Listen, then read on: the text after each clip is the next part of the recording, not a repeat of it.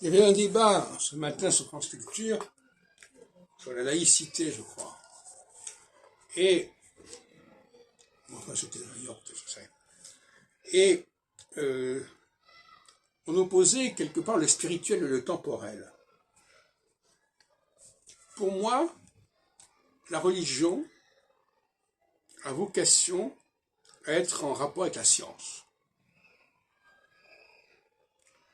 Ça, c'est un de mes apports principaux. Science et religion ne sont pas du tout en contradiction. Cela dit, il y a des formes de religion qui sont complètement décalées par rapport à la science. Évident. Mais la vraie religion a quelque chose à voir avec la science. Et la vraie religion nous explique pourquoi les choses sont ainsi, pourquoi notre humanité est ainsi et pas autrement. Donc j'aimerais bien qu'on enlève du religieux cette dimension comme ça, romanesque, narrative, d'une façon complètement aberrante. Cela dit, le problème, c'est que cette religion, ces textes religieux sont corrompus. Oui. Et donc finalement,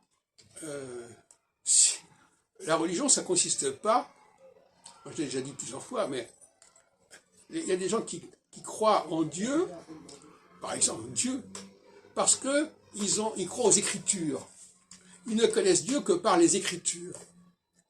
Or, pour moi, Dieu, c'est quelqu'un auquel il faut accéder par la philosophie, par la réflexion, par la science. D'ailleurs, Spinoza disait Deus sive natura, ce qui veut tout dire. C'est-à-dire qu'on ne peut établir la religion que par référence à la nature au sens large du terme, la nature, la surnature, la science, tout ce qui s'est produit réellement, tout ce qui a été instauré, tout ce qui a été créé. Et donc, moi je suis spinoziste dans ce sens-là, effectivement,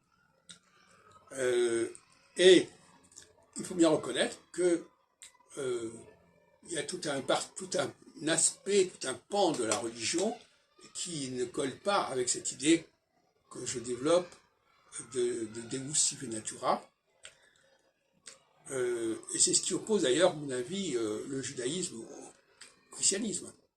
Le judaïsme est beaucoup plus proche de la nature, de la réalité.